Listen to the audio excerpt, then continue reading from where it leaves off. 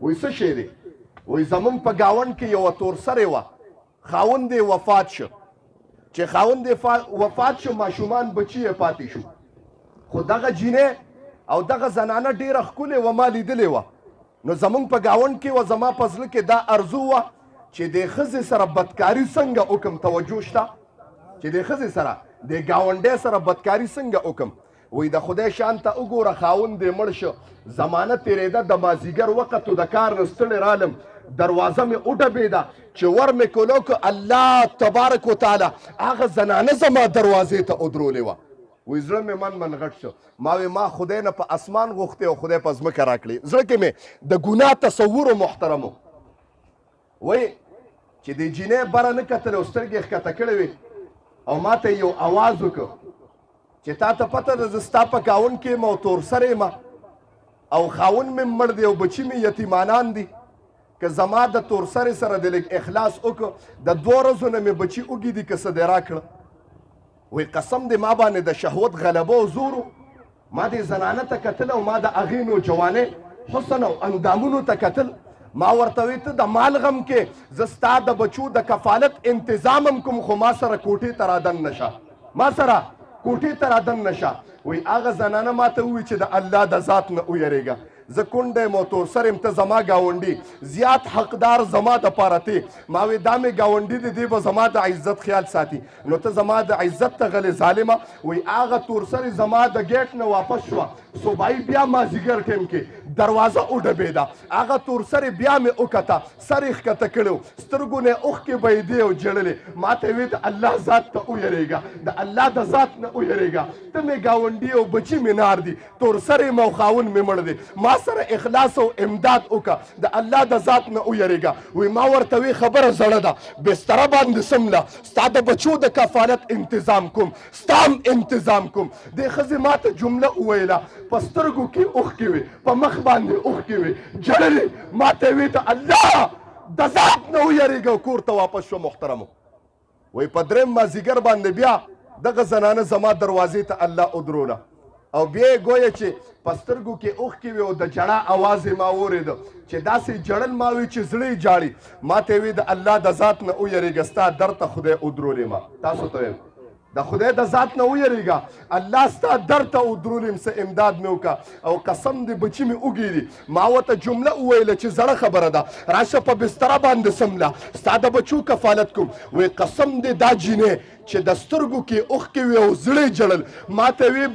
بدن هم درته بربنډومه، زه دې ته مجبور یم چې تا سره زنا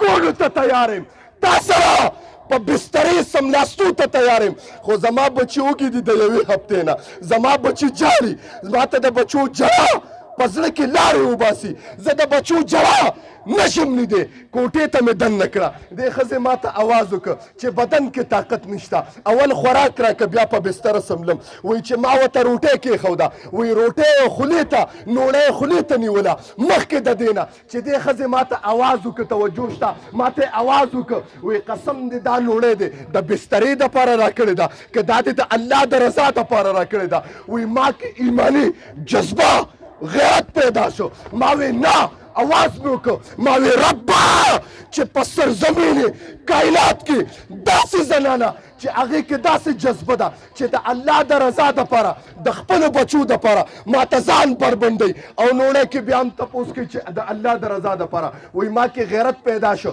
ما ورته وی د الله د رضا دپاره مې نوڼی درکړه خوراک مې وله ورکه بچو له مې راشن وله ورکه د یتیمانو په سر باندې مې لاس راښکه حتی تر دې پورې دا ښځه مړه شوه په سترګو کې اوښکې وې لاس یې اوچت که اسمان ته وکتل او اواز یې وکړه چې ربه د چې ما سره کوم امداد وکړه خدایه زما د بچو د یتیمانو کوم کفالت امداد یې وکړه زما د خوراک امداد یې وکړه ربه تا قیامته پورې د باندې دنیاوي او د جهنم اور حرام کا تر هغې وخت نه واله تر نن تاریخه پورې ما اور سوځولی نشي را باندې عمل نه کوي محترمو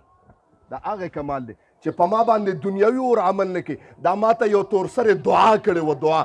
د جهنم څه کې دنیوي اور را باندې اثر نه کوي دا د هغې تور سره دعا وه چې ما ورسره اخلاص کړو محترمو دنیا ما ووې دا دنیا کې انسان ته الله واپس کوي او زما رب وایي ته یو زما په ذات باندې ورکه د الله ډېر غیرتي ذات دی ډېر الله وایي ته یو غیرت وکړه زما په ذات باندې یو ورکه قسم دی یو په لسې درته واپس کوم یو ورکه یو په اویای درته واپس کوم یو ورکا یو پسری درته واپس کوم خو لیکن زما په ذات خو لږه جذبه ایمان او غیرت وښیه چې ما کې دومره غیرت دی خدایا چې دا ستا مال دی او کفن کې جیب نشته خدایا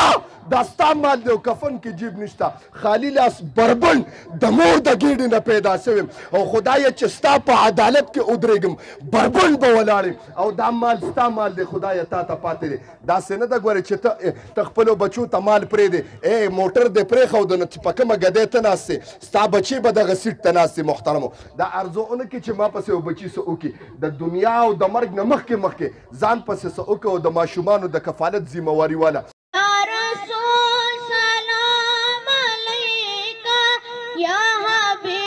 سلام علیکا